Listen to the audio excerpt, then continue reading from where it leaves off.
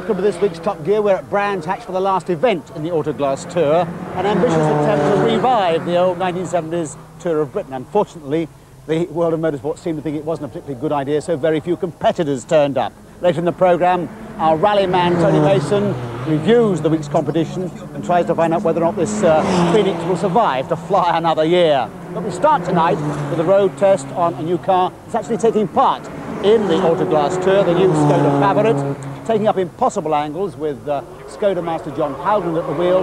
When Chris Goffey took his place, things weren't quite so hectic.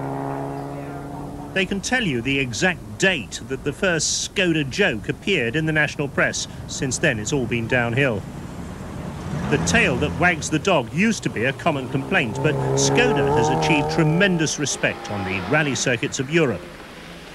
Now the sting in the tail, Porsche style, has been moved to the front in the new breed of Škoda, the Favorit. It's Škoda's first front-wheel drive car. Styled by Bertoni, its suspension fine-tuned by Porsche, and its well-proven 1289cc engine further developed by British engineers. The old advertising slogan used to be "Surprising Škoda," and once you get on the move, the Favorit's quite a surprising car too. It doesn't hang about. The engine feels slightly rough, but you've got to confess, up these Welsh hills, once the revs start climbing, the performance is very brisk indeed. Acceleration time is well up to other cars on the road. The gear change, well, that's swift and light. It's a 5-speed box, and there's enough torque low down to pull the car along, even with passengers. These sort of Welsh hairpins are fine for finding out about the handling too. Steering is slightly on the heavy side, and I'd like to see the turning circle a bit tighter. But that said, again, the Favorit does everything that the small 5-door hatchback competition can do for a lot less money. The ride isn't too bad at all. This is quite a bumpy road, and it's absorbing the more obvious potholes and road imperfections. And on these big fat Goodyear tyres, the actual adhesion level is very good indeed. You can throw this little Škoda around to your heart's content and it's never going to bite you back. From the driver's point of view, the instrument layout is fine. They don't give you a rev counter, but they give you a large clock instead. The pedals are straight in front of the driver and it's easy to operate them. In the old car, they used to be offset to one side, and after a couple of hours, I used to get a terrible pain in my hips. The switch gear is a little bit far away from the rim of the steering wheel to be completely finger touch operation. One thing I really don't like are these wing mirrors. The remote operation is very sticky and they jerk all over the place, and the actual glass is curved and gives a distorted image.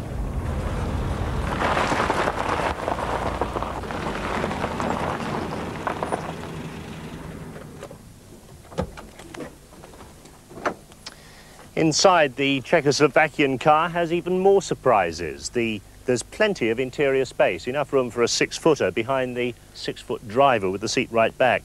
The seats are trimmed in a very comfortable cloth material, and that's an addition since it was first introduced on the British market in response to initial criticism.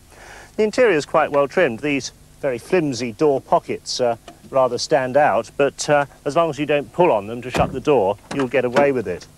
As you'd expect for a 5-door hatchback, the rear seat folds down, genuine pegboard back to it.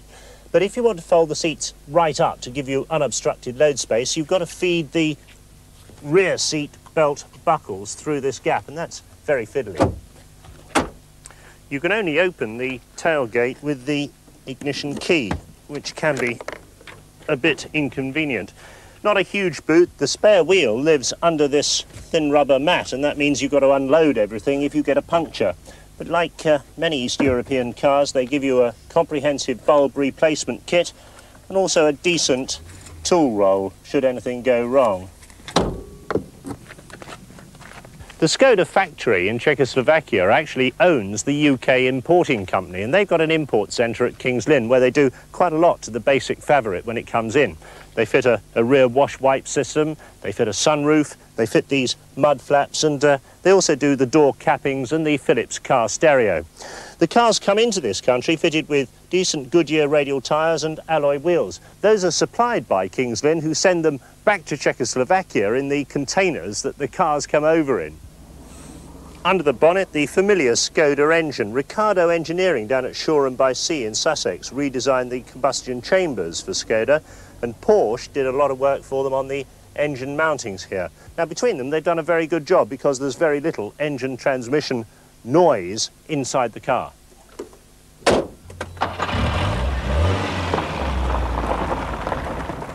Summing the car up, it's a very nice package indeed. You can judge it against its rivals and take out the money side of things. You can judge it on equal terms, and it stands up very well. So when you add in that amazing sale price of just over £5,000, the car becomes a very attractive alternative to something like a second-hand Fiesta or a second-hand Nova. And judged from that point of view, it makes very good sense indeed. The Favorit has already been out on the rally circuits of Europe, and it's notched up yet more class wins to add to Škoda's already impressive record.